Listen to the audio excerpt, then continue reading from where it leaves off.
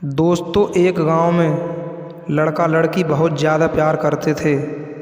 अचानक से किसी बात को लेकर उन दोनों में झगड़ा हो जाता है और उन दोनों का प्यार हमेशा के लिए ख़त्म हो जाता है। बिना बात किए 6 महीने बीत जाते हैं।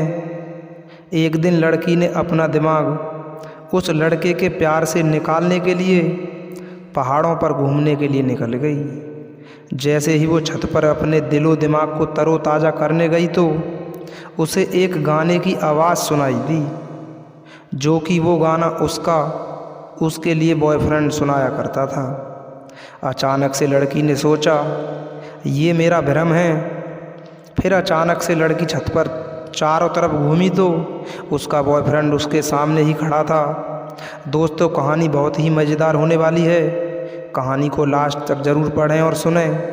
और आप हमारे चैनल पर अगर नए हैं तो हमारे चैनल को सब्सक्राइब करना ना भूलें और साथ ही साथ बेल आइकन प्रेस ज़रूर करें, ताकि रोज़ाना कहानी अपलोड होते समय ही आपको उस कहानी की नोटिफिकेशन सबसे पहले मिले।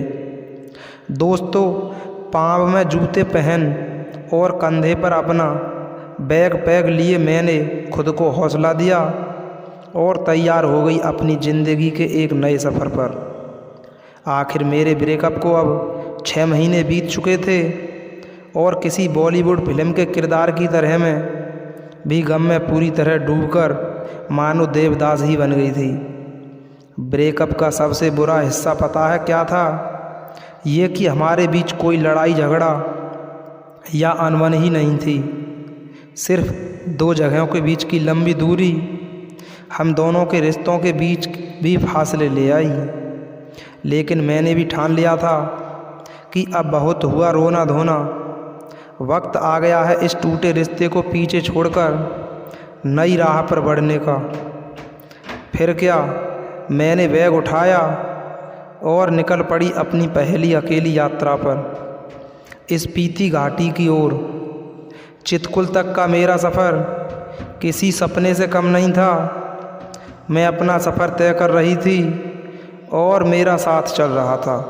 हरियाली और नीले आसमान का ऐसा खूबसूरत नज़ारा कि नज़र भर देख लें तो सांसें रुक जाएं। इस सफ़र में सिर्फ मैं थी, नेटवर्क जोन से बाहर और दुनिया की परेशानियों से दूर। ऐसा लग रहा था जैसे ये खुला आसमान, ठंडी हवाएं और विशाल पहाड़ मेरे नए दोस्त हों। एक लंबे वक्त के बाद मैं इतनी खुश थी। जब तक मैं चितकुल पहुंची तब तक अंधेरा हो चुका था। तो मैंने फटाफट खाना खाकर अपनी भूख मिटाई और लंबे सफ़र की थकान मिटाने के लिए अपने छोटे से कमरे में चली गई। लेकिन बाहर तारों की चादर ओढ़े आसमान को देखकर मुझसे रहा नहीं गया और इसका आनंद लेने के लिए मैं पहुंच गई छत पर। सीढ़ियों से ऊपर चढ़ी तो धीरे से रात की चुप्पी तोड़ता मुझे एक गाना सुनाई दिया, मेरा मनपसंद गाना। ये जानने के लिए ये गाना कौन गुनगुना रहा है। अपने चेहरे पर मुस्कान लेकर मैं आसमान की ओर देखती एक परछाई की ओर बढ़ी। ये साया कुछ जाना पहचाना सा लग रहा था, लेकिन मुझे यकीन था कि ये मेरा सिर्फ भ्रम है। लेकिन मेरा भ्रम यकीन में बदल गया जब मैं इस इंसान के सामने खड़ी हुई। ये गाना गुनगुनाने वाला जाना पहचाना चेहरा कोई और नहीं बल्कि मेरा बॉयफ्रेंड था। मुझे ये सब बिल्कुल किसी रोमांटिक फिल्म का सीन लग रहा था। मेरी धड़कनें तेज़ी से बढ़ने लगीं और हमारी सारी पुरानी मीठी यादें जो मैंने अपने दिल की किसी कोने में दबा कर रखी थीं अचानक से मेरे सामने आकर खड़ी हो गई। और तभी गाना ख़त्म हो गया। मेरे एक्स बॉयफ्रेंड ने मुझे मुस्कान के साथ देखा, ऐसी मुस्कान जो जंग भी रुकवाने की ताकत रखती है। हम जब साथ थे तो हमेशा स्पीति घाटी जाना चाहते थे और ब्रेकअप के बाद ये जादुई जगह किसी तरह हमें साथ लाने की साजिश में कामयाब हो गई। टिमटिमाते सितारों को देखते हुए बीते 6 महीने में क्या हुआ, इन सभी बातों के साथ हमने पूरी रात गुजार दी। एक ऐसी स्थिति जिसे शायद बहुत अजीब और हिचकिचाहट से भरा होना चाहिए था, मेरे लिए बीते महीनों की सबसे सुकून भरी स्थिति बन गई। क्योंकि हम दोनों ही अकेले यात्रा कर रहे थे, तो हमने तय किया कि बाकी का सफ़र दोनों ही साथ करेंगे। अगले कुछ दिन किसी सुनहरे सपने से कम नहीं थे। हम स्पीति में आगे निकलकर ताबो मठ को खोजने निकल पड़े। ये मठ 10वीं सदी में बना था।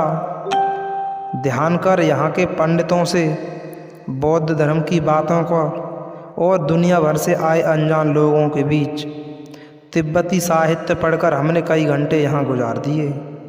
नई संस्कृति को जानने का जुनून हम दोनों को फिर से पास ला रहा था। धनकर मठ में बैठकर हम दोनों ही अपने सफ़र को शब्दों में पिरो रहे थे। अपनी डायरी में कोई लिफ्ट नहीं मिलने पर दोनों ही बिना किसी प्लान के बढ़ते चले जा रहे थे। कंधों पर भारी बस्ता था, लेकिन इतना हल्का मुझे पहले कभी महसूस नहीं हुआ। हम सिर्फ खुद के साथ वक्त बिता रहे थे, कभी घंटों तक सन्नाटे के बीच तो कभी सुबह होने तक की बातों में गुम। जब हम काजासे की ओर खिब्बर से लांगजा के बीच कूद रहे थे, तो हर वक्त हमारे अंदर शांति और तसल्ली का एक एहसास कायम था। इस सफ़र पर सिर्फ मैं और वो थे, और बाकी दुनिया से कटे होने पर यह सफ़र ही हमारी छोटी सी दुनिया बन गई थी। हमारे लिए वहाँ सब हम थे और स्पीति। मैं हमेशा से इस बात में यकीन रखती हूँ कि आपकी जोड़ी का साथ टेस्ट करने का सबसे अच्छा तरीका है उनके साथ यात्रा करना। भले ही हमारे दिल टूट गए हुए थे, लेकिन हमारा सफ़र सुहाना था। हम साथ में घूमने यात्रा करने के लिए एकदम सही पार्टनर हैं। हम दोनों को एक सी चीज़ें पसंद हैं। हम दोनों ने ही एक दूसरे को अकेला वक्त दिया, लेकिन फिर भी हमने साथ में मज़े किए। चाहे वो किसी रास्ते पर खो जाने पर मेरे एक्स बॉयफ्रेंड का संयम हो, या उसका बटुआ खो जाने पर मेरा भरोसा दिलाना। हम दोनों ने बड़ी आसानी के साथ सफ़र की मुश्किलों का सामना किया। हमारा ब्रेकअप ज़रूर हुआ था, लेकिन दूरियां नहीं आई थीं। हम एक दूसरे के लिए बिल्कुल सही थे हमेशा से, और स्पीति हमें फिर साथ ले आया। हमें प्यार हो गया था फिर से। दोस्तों, इस पूरी कहानी को सुनाना किसी को परेशान करना नहीं है, किसी का दिल दुखाना नहीं है, बल्कि आपको जागरूक करना है, आपको जताना है और आपको ही बताना है कि आप अपने परिवार से, आप अपने बच्चों से बीच बीच में बात करते रहें। वो कहाँ जाते हैं, किसके साथ रहते हैं और क्या खाते पीते हैं। दोस्तों, मिलते हैं किसी एक और इंटरेस्टेड कहानी में। तब तक आप अपने परिवार के साथ सतर्क रहें और सुरक्षित रहें। दोस्तों, इस कहानी को आप जहाँ से भी सुन रहे हैं, अपना नाम लिख करके अपने राज्य और ज़िले का नाम अवश्य लिखें, ताकि हमें अगली कहानी लिखते समय मोटिवेशन मिले। धन्यवाद।